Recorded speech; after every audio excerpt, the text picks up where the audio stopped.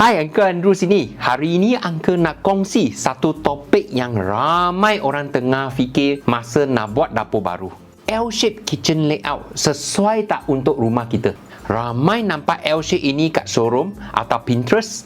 Memang nampak moden, kemas dan cantik betul. Tapi ramai juga yang dah siap pasang, baru perasan ada benda penting mereka tak fikir masa awal design.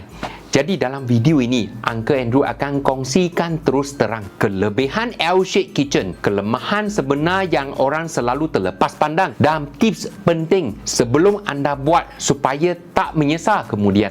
Apa itu L-shape kitchen? L-shape kitchen ini maksudnya kabinet susun ikut dua dinding yang bersambung bentuk huruf L. Satu sisi biasanya untuk sink dan tempat potong. Satu lagi untuk dapur masak dan simpan barang. Layout ini fleksibel, sesuai untuk rumah teres, semi-D atau kondo open kitchen. Kalau susun betul, nampak kemas dan ruang pun terasa luas. Tapi kalau dapur sempit, panjang, L-shape boleh buat nampak padat.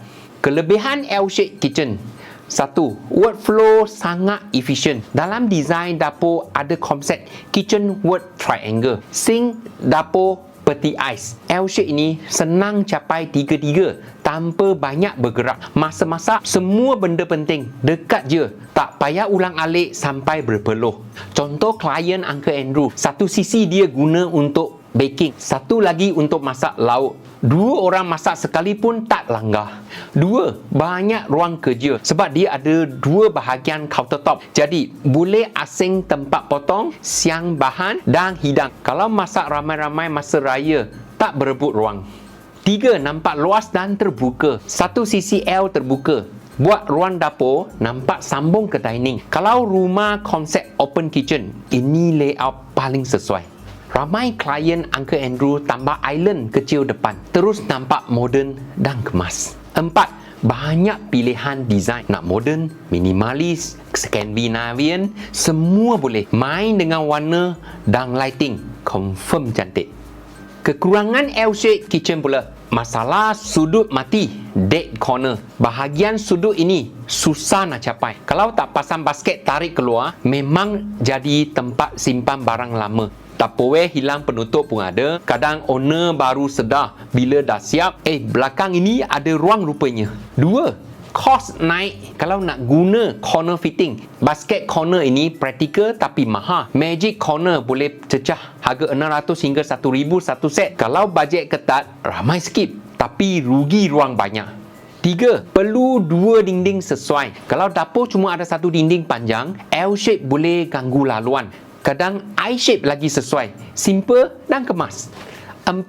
Pencahayaan tak sekata. Sudut L biasanya agak gelap, jadi elok pasang lampu bawah kabinet supaya nampak terang dan selesa masa masak. Tips penting sebelum buat L-shape: 1. Rancang awal sudut L. Nak simpan pinggan, periuk dan barang berat, biar installer boleh siap pasang basket khas terus. 2. Pastikan aliran kerja betul. Urutan paling praktikal: peti sejuk, sink, dapur masak. Kalau terbalik, nanti masa masak rasa serabut. Contoh, nak ambil sayur daripada peti sejuk, tapi hop ada dekat tengah-tengah, tak selesa. 3. Jangan terlalu penuh untuk dapur kecil. Cukup satu sisi panjang dan satu sisi pendek. Kalau dua-dua panjang, nanti sempit nak lalu. 4. Pilih warna cerah. Warna cerah buat dapur nampak luas, bersih dan tak cepat bosan. Siapa sesuai dan tak sesuai. Sesuai untuk rumah dengan ruang dapur sederhana ke luas. Keluarga yang selalu masak, 2 orang boleh guna sekali. Mereka yang nak open concept kitchen. Tak sesuai pula.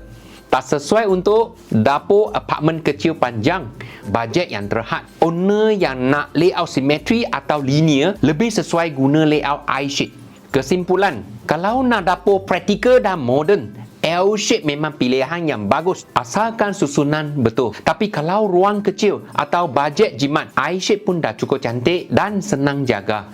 Macam Uncle Andrew selalu cakap, dapur yang baik bukan ikut trend, tapi ikut cara kita guna setiap hari. Itu perkongsian Uncle Andrew untuk hari ini. Kalau tengah plan nak buat dapur baru, komen bawah jenis ruang anda. Uncle Andrew boleh bantu cadangkan layout paling sesuai. Jangan lupa share, subscribe dan tekan loceng. Sebab lepas ni Uncle nak share pasal U-shape kitchen. Nampak besar tapi ada perangkap dia.